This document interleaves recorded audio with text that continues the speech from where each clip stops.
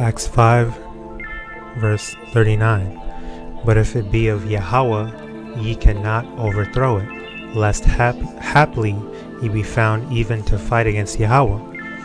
Alright, HALALYAM, YAHAWAH, BAHASHAM, YAHAWASHI, BAHASHAM, QADASH. Double honors to the apostles and elders, great millstone that rule well and taught us this truth through the Spirit. Shalom to the sincere Akim, YAHAWADAH, listening and learning, abiding in the faith, being doers of the word. The Akim out here laboring, pushing the word out in truth and sincerity, making their bodies a living sacrifice. And to the speckled birds scattered abroad that look like the other nations but are truly Yasharallah Shalom. Now I just want to go into a quick little thing that, is always, being brought up over and over again amongst Israelites, at least on Twitter and Instagram a little bit, but mostly Twitter. I see good brothers, that are, into, sound doctrine, that are wise, that teach and do the work, but they have one stumbling block, and that stumbling block is these guns, man, is super stalking, engaging in these forms of quote-unquote self-defense. And all it comes down to really is a lack of faith. That really is what it is. And they will use Luke chapter 22 to justify it. Because when you go down to verse 36, or I'll start at 35. Luke 22, starting at verse 35. And he said unto them, when I sent you without purse and scrip and shoes, lack ye anything? And they said, nothing. So he asked them, when I sent you without purse, without scrip, without shoes, did you lack anything? Because you didn't have no place to rest your head. You had nothing but the clothes on your back. They didn't really have any shoes. Not even did they have shoes. Not even did they have money and things like that. But even then, you didn't lack anything, because Yahweh Bashim Yahushai provided every single day, because that's how we're supposed to operate. Worry about today. There's enough troubles coming tomorrow, dealing with Babylon as an Israelite, especially as an awakened Israelite. So why are you worried about tomorrow? Why are you worried about your bills and so on and so forth? That's what the Gentiles seek after. They're worried about that. They're carnal.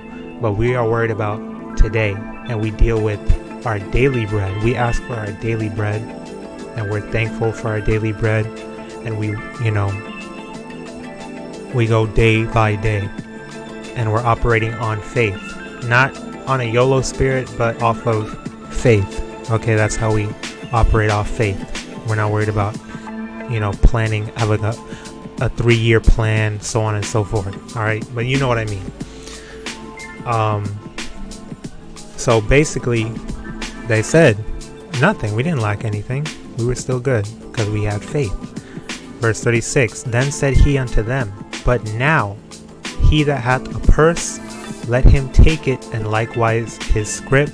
And he that hath no sword, let him sell his garment and buy one. Okay? For I say unto you that this that is written must yet be accomplished in me. And he was reckoned among the transgressors. For the things concerning me have an end. Okay?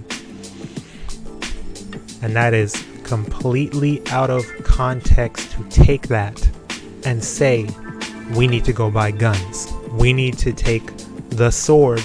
What is the modern day sword? The gun, which is Esau's blessing. Esau's blessing was the sword. Okay, he's the carnal man that engages in violence and fighting and things like that. But what is our weapon? The weapons of our warfare are not carnal, but spiritual. Okay, bringing all thoughts, everything, under the power of Yahweh Bashim Yahushai, roughly paraphrasing. The scriptures say that. Okay?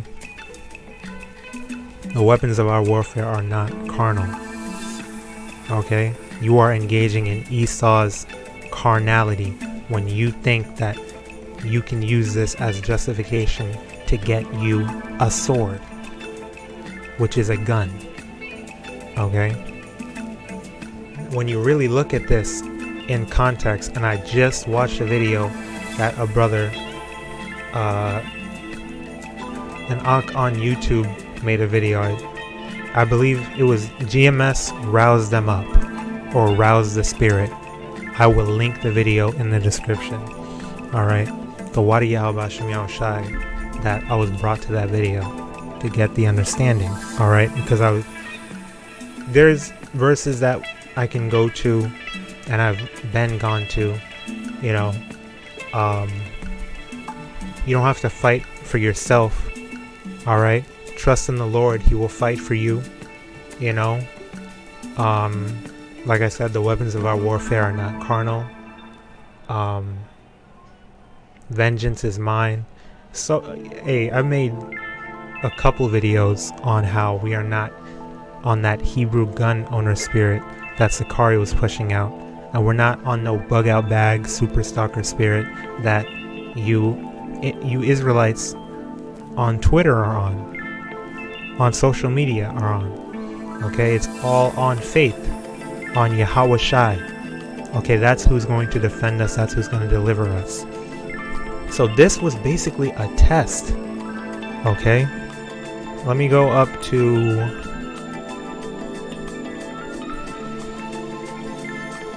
where do I need to go?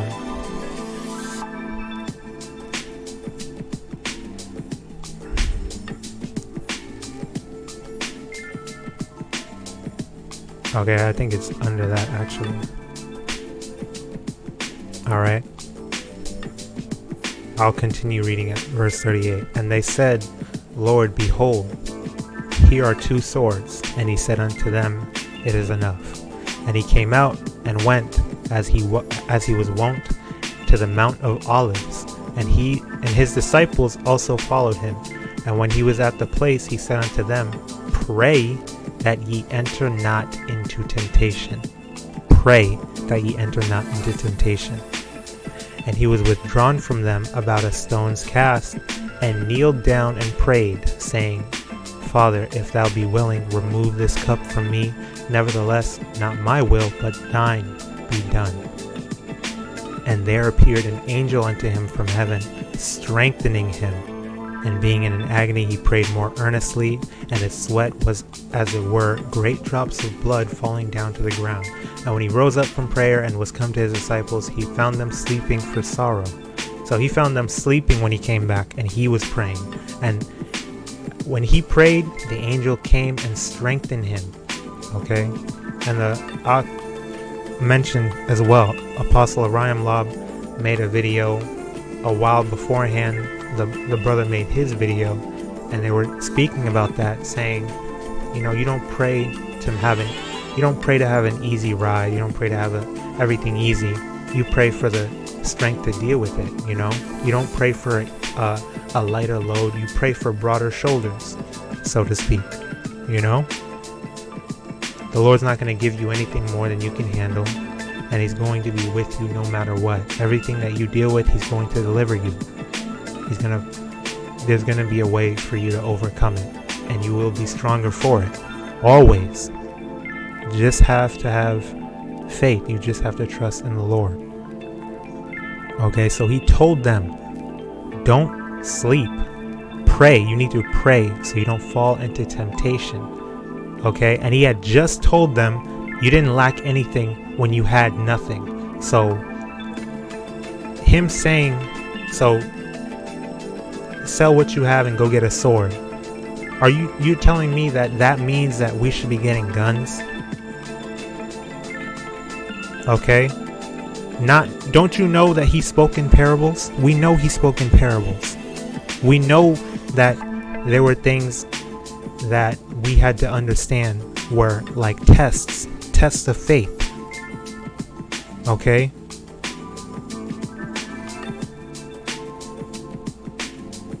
It's like you pretty much failed the test, just like the just like they did.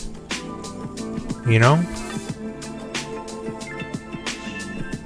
Verse 46, and said unto them, Why sleep ye?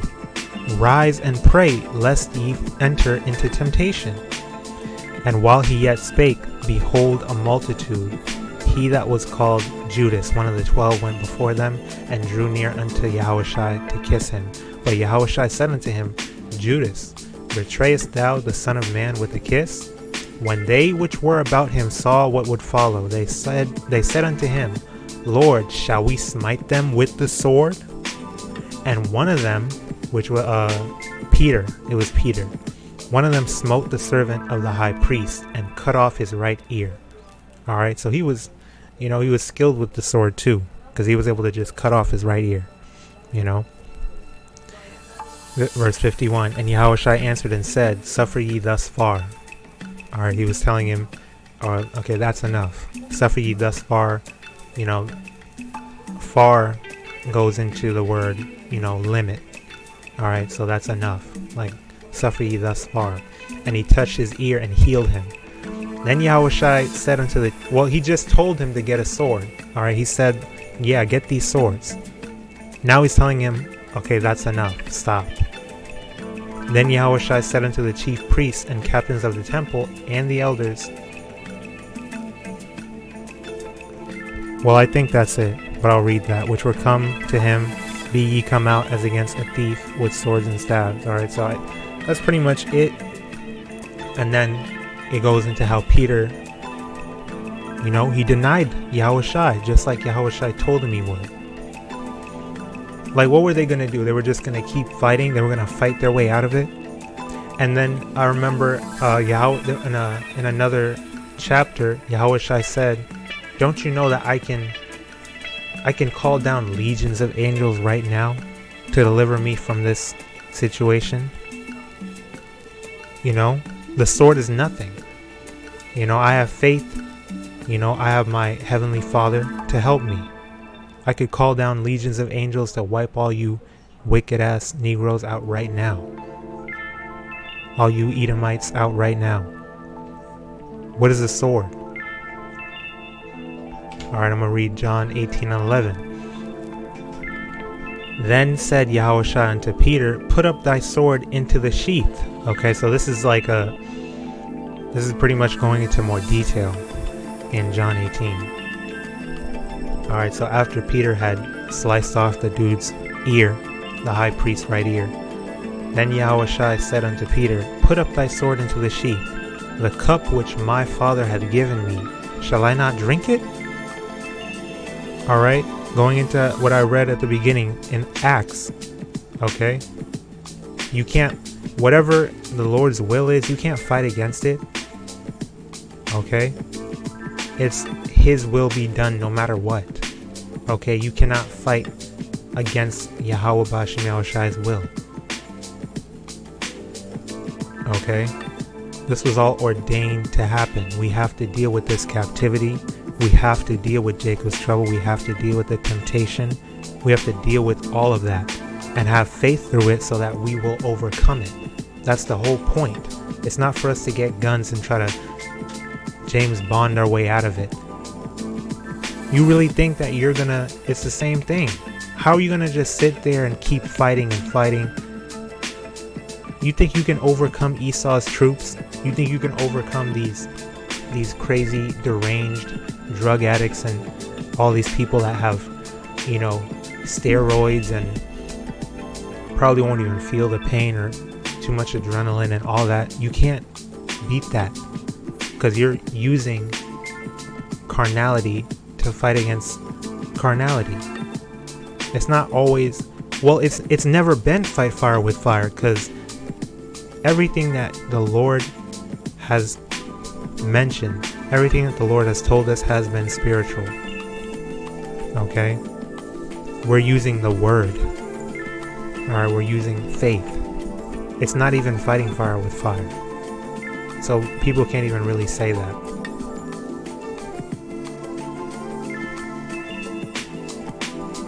So he said, the cup that Yahweh gave me, shall I not drink it? Meaning, you can't fight against Yahweh. You deal with what he gives you. Alright? You have faith and you overcome it. Going down to verse 36. YAHAWASHI answered, my kingdom is not of this world. If my kingdom were of this world, then my servants fight, that I should not be delivered to the Jews. But now is my kingdom not from hence. If this were his kingdom, we would be fighting. This is not our kingdom. We're not in the times of King David or King Solomon. We're not in the time of the Maccabees. We are not. No. Nah, we're not in those times. Okay? The earth is given into the hand of the wicked. Esau is ruling the earth right now. We're not in those times right now. This is the end. Okay, we're in a very different time, like no other. This is when faith needs to be at an all-time high, and it will be. Okay, he said, my kingdom is not of this world. If my kingdom were of this world, then would my servants fight, that I should not be delivered to the Jews. But now is my kingdom not from hence. So you have to understand this. There's no getting out of it. So what do you think is going to happen when you try to fight and then you end up losing your family? These things still come upon you, and you thought, well, Yahawashi told me to get a gun. He told me to get a sword. I used Luke 22 verse 36 and 37 and 38 or whatever to justify my act of engaging in self-defense and combat. It just doesn't. You're confounded because you did not have the proper understanding. He said pray. So they took those swords gladly, but when he went and told them pray so you don't fall into temptation, they went to sleep. So they took up the carnal instead of the spiritual. This is Romans chapter 12 verse 19. Dearly beloved, avenge not yourselves, but rather give place unto wrath. For it is written, vengeance is mine, I will repay, saith the Lord. Okay? Vengeance is mine. It's YAHAWASHI, it's not ours. It's not for us to fight for ourselves. The only way we can fight right now is if we engage in the same carnality that Esau and these heathens engage in. And we're not supposed to do that. We know this.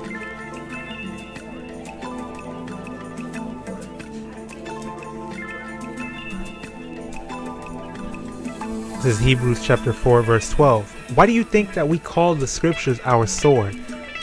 Ak, you got your sword on you? Hey, you already know I have it all the time. I carry it with me everywhere I go. I'm always prepared. That's what our sword is. The scriptures is our sword. You have your Bible with you. That's your sword. That's not for no reason. That's real. Because Hebrews 4 and 12, for the word of Yahweh is quick and powerful and sharper than any two-edged sword, piercing even to the dividing asunder of soul and spirit, and of the joints and marrow, and is a discerner of the thoughts and intents of the heart. That's how strong the word is. It cuts so deep. It cuts like I can't even say like a knife, because like it said, it's sharper than any two-edged sword. This is the sword. This is the power. And we're waiting on that spiritual power as part of the 144,000. Why would you get it if you have your faith in weapons? If you are putting your trust in a gun that can jam on you, you know, that you can run out of ammo, that can be taken from you, that you were too slow to grab and take the safety off and then point it at them and aim, and that's what you're trusting in?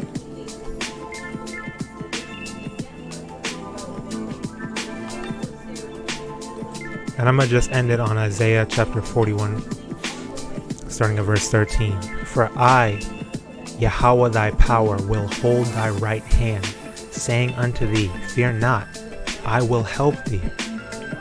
Fear not, thou worm Jacob, and ye men of Israel, I will help thee, saith Yahawah and thy Redeemer, the Holy One of Israel. Yasharallah. Alright, so that's pretty much all I wanted to get into. Man, it's undeniable. When that brother was going into it, I was like, I looked like that GIF of the brother of the Jake. I was like, he just had his mouth open. He was like, wow, oh my God. It was so powerful. It hit my spirit like, damn. That's the nail in the coffin right there. That's the nail in the coffin. When you have the true understanding, can't nobody stop you. Can't nothing else make sense but the truth. So I pray, and of course it's about the elect.